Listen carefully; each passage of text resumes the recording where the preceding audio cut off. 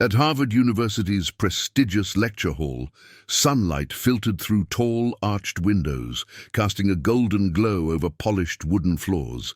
The air buzzed with the quiet hum of anticipation as students filled the seats, their notebooks open, laptops humming. At the front, Professor Grant, a man whose reputation for brilliance was rivaled only by his sharp, cutting humor, paced near the blackboard. His lectures were the stuff of campus legend, both enlightening and intimidating.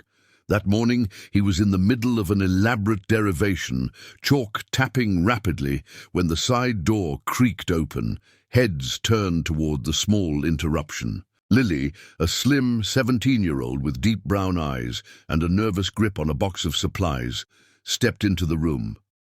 Behind her, her father followed, wearing the navy blue uniform of Harvard's janitorial staff. His hands were calloused, his hair peppered with gray, and his movements quiet, as though trying not to disturb the intellectual temple they had just entered. The professor paused, chalk in midair, his expression sharpening with curiosity and something else, mild irritation.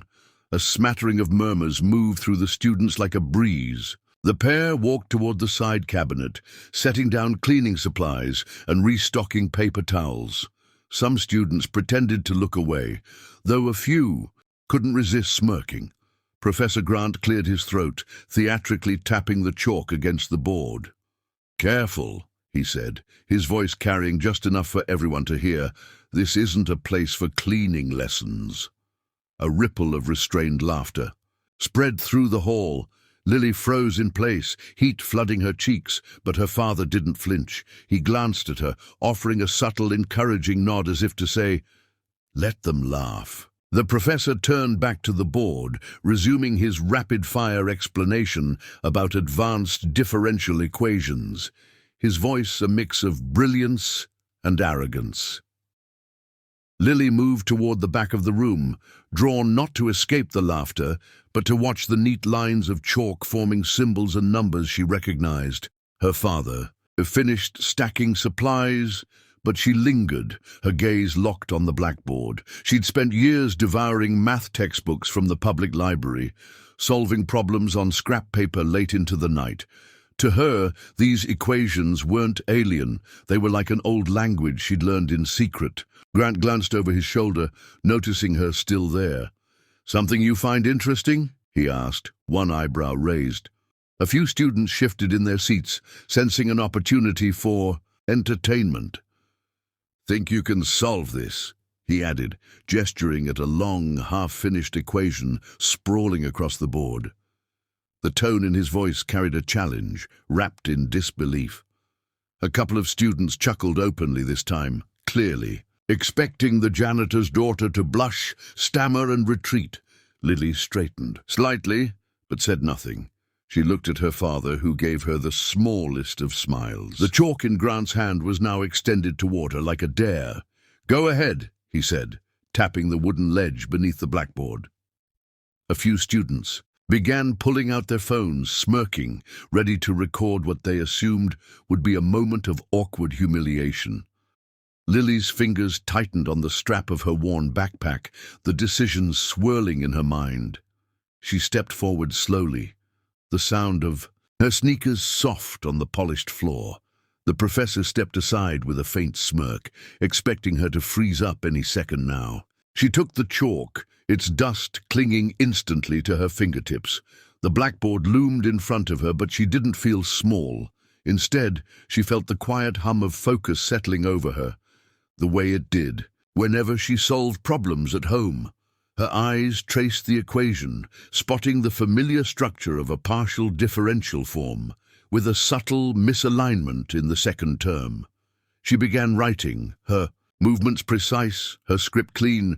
The sound of chalk on slate was sharp in the silent room, every stroke deliberate. Her father stood near the back, his hands clasped. Students who had been smiling began leaning forward, their brows furrowing as they followed her work. She moved down the board, carrying the equation through its transformations. In less than 2, Minutes. She not only completed the derivation, but subtly corrected the professor's earlier mistake, a miscalculation buried in the complexity of his own notes. She capped the final line with a small underline, then set the chalk down, stepping back without flourish. There was no trembling in her hands, no hesitation in her eyes, only quiet certainty.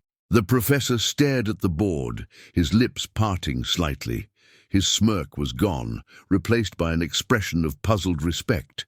He rechecked the steps quickly, his eyes darting from term to term. She was right. She had not only solved it, but improved it. "Where did you learn this?" he asked, his voice lower now, stripped of the earlier mockery. Lily glanced over her shoulder at her father. "From my dad, and a lot of library books," she said simply. The room remained still, the only sound the faint whir of the overhead projector. Her father's chest rose with pride, though he stayed quiet, letting his daughter stand on her own merit. A student in the back whispered something like, "No way," but no one laughed now. Phones that had been lifted to capture her failure were still, recording, but this time they were capturing history in the making. Professor Grant, whose ego rarely allowed room for humility, gave a single nod. "Well," he said, slowly, "seems I underestimated you." Lily didn't smile, didn't gloat, she simply gave a small nod of acknowledgement. Her father joined her at the front, and together they left the lecture hall, the weight of the silence following them. The heavy oak door closed behind them, but inside, conversations began to ripple through the crowd. Students replayed the moment on their phones, exchanging glances, some looking ashamed of their earlier laughter. Grant stared at the equations for a long time before resuming his lecture, though something in his voice had shifted, less arrogance, more care with his words. And somewhere down the hall, Lily was walking beside her father, the chalk dust still on her fingertips, a quiet smile breaking across her face.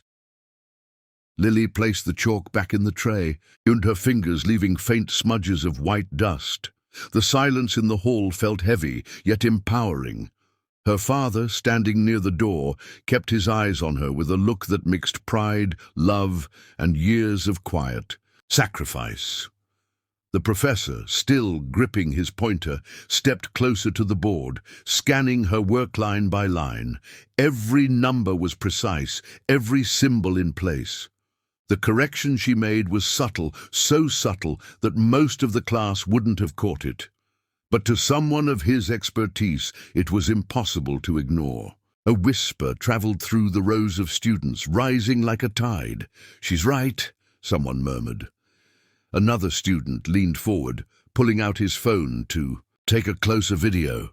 Grant's fingers traced the chalk marks she'd made, pausing at the corrected step. He looked back at her, his earlier smirk replaced by something far more complex, respect mingled with disbelief. "You caught an inversion error," he said slowly. Lily simply nodded. "It was throwing off the final variable," she replied. Her voice was calm, almost soft, but carried clearly through the stunned silence. The professor turned to the class. "Do you understand how rare that is?" he asked, his voice sharper now. "This isn't a beginner's puzzle, it's graduate-level work, and she corrected me." Some students exchanged guilty glances, remembering the laughter when Lily entered. Her father shifted, uncomfortably, unsure if he should step back or forward. Lily stood still, meeting Grant's gaze without fear. "Numbers don't care who solves them," she said. That statement landed heavier than anything she had just written on the board. Grant walked toward his desk, setting down the pointer. He leaned against it, folding his arms. "How old are you?" he asked. 17, Lily answered. A murmur rippled through the room again. "And you've studied mathematics." "Where?" he pressed. Lily smiled faintly. "Here. Well, not in your classes, just in your library." She glanced toward the shelves lining the far wall. "I've been coming with my dad for years, whenever he works late. Books don't care about titles either." The quiet confidence in her voice surprised even herself. Her father's throat tightened, his eyes stinging. He had always known Lily was bright, but to see her stand in the middle of a Harvard lecture hall, challenging a professor, felt surreal. Grant exhaled, then gestured to the front row. "Sit," he said, motioning to an empty seat. The students nearest the aisle quickly shifted to make room. Lily hesitated, glancing at her. "Father?" He gave a small nod, the kind only a parent gives when they know their child belongs somewhere they've earned. Lily walked to the seat, her sneakers squeaking slightly against the polished floor. As she sat, the professor resumed his lecture, but something in his tone had changed. Instead of speaking down to the class, he seemed to be speaking across, as if everyone in the room might be capable of contributing. Midway through, he glanced at Lily again. "You're welcome to attend these lectures any time," he said. Her heart skipped, but she kept her expression neutral, choosing only to nod in acknowledgement. During the break, students gathered near her, curiosity overcoming earlier judgment. One young man leaned in. "Did you really just figure that out on the spot?" Lily shrugged. "It's not about knowing the answer, it's about seeing the path to it." Another student, a girl with thick glasses, whispered, "That was incredible. You should join the math club here." Lily laughed softly. "I don't go here, I just visit." Still, there was a shift. She was no longer just the janitor's daughter in their eyes. She had become the girl who silenced the room with numbers. Her father approached during the pause, setting his hand lightly on her shoulder. "You okay?" he asked quietly. "Yeah," Lily said, smiling. "More than okay." She glanced around the lecture hall, noticing how even the students who had laughed earlier were now looking at her with something different interest, maybe even admiration. "You've always belonged here," her father murmured, almost to himself.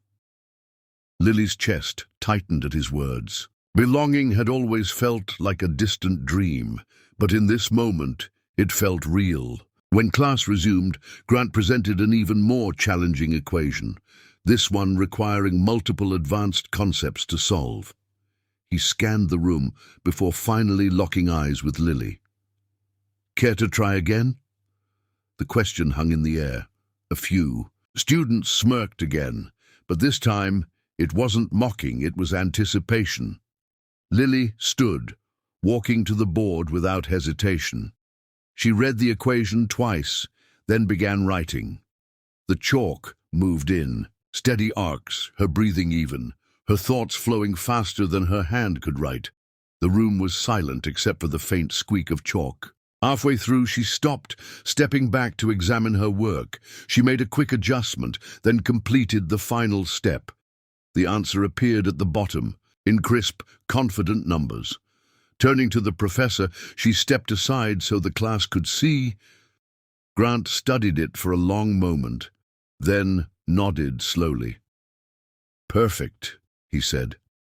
A wave of murmurs filled the hall. Again, for a second time, she had delivered under pressure without notes, without hesitation, and without any formal instruction from this institution. Her father's eyes glistened again. After class, Grant approached her father. "She's remarkable," he said plainly. "Do you realize what she's capable of?" The older man smiled humbly. "I've always known," he replied. "I just didn't think anyone else would see it." Grant reached into his briefcase and pulled out a business card. "There's a summer program here for gifted students. I'll make sure she's invited. No cost."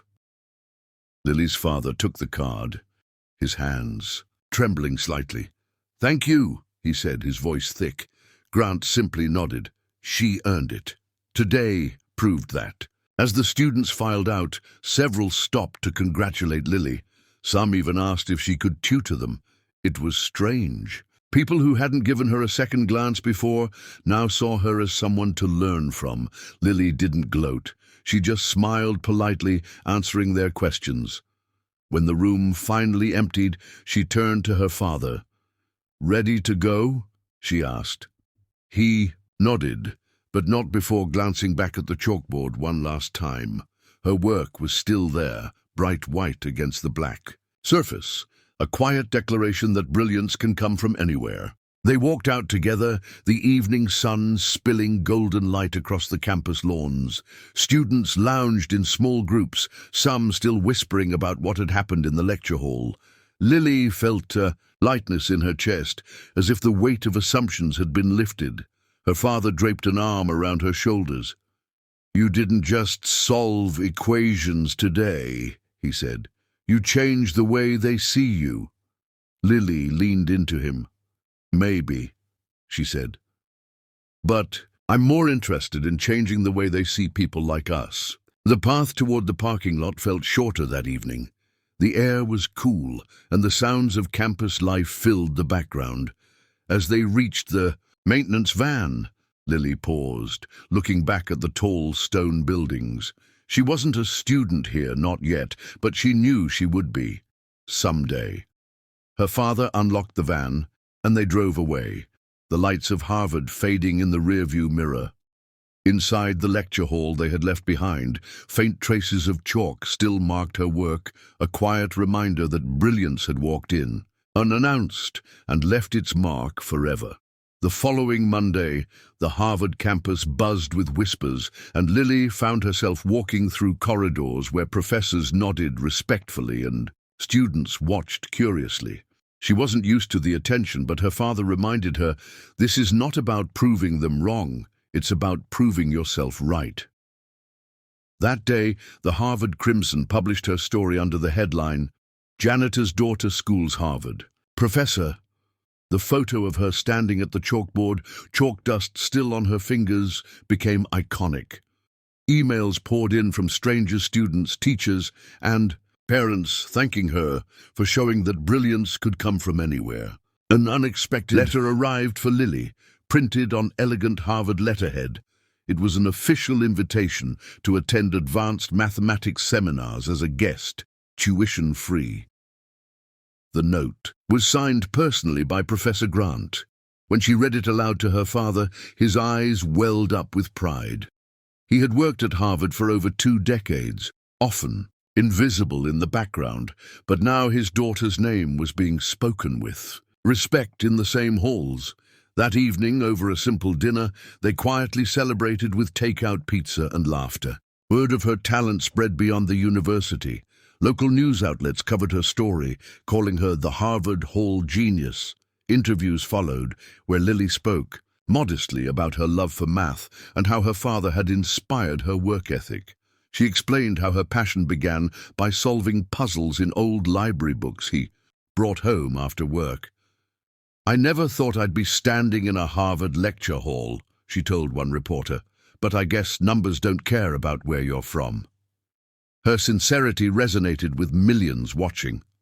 Professor Grant, who had once mocked her, surprised everyone when he invited Lily and her father to his office for a private conversation. He admitted he'd been wrong about her, about his assumptions, and about underestimating people outside the academic elite. "You've taught me more in a moment than I've taught in years," he confessed. He offered his personal mentorship, promising to guide her in mathematics and academic opportunities if she wished to pursue them. Lily accepted, not out of spite, but gratitude. That spring, Harvard announced a charity event to raise funds for scholarships aimed at students from working-class families. Professor Grant recommended Lily as a guest speaker, a suggestion that initially shocked the organizing committee. But once they learned her story, they embraced it. Flyers were printed with her name alongside renowned scholars. The event sold out in days, tickets purchased by donors eager to hear the young woman who had humbled one of Harvard's toughest professors. On the night of the event, the lecture hall was unrecognizable from the day she first stood there. Elegant decorations lined the aisles, soft golden lights illuminated the stage, and the air buzzed with anticipation. Lily waited backstage, dressed in a simple but graceful navy dress her father had bought on sale. She clutched her note cards, though she'd memorized every word. Her father, seated in the front row, wore his neatly pressed janitor's uniform. By choice, because it was part of their truth. When Lily stepped onto the stage, the applause began immediately.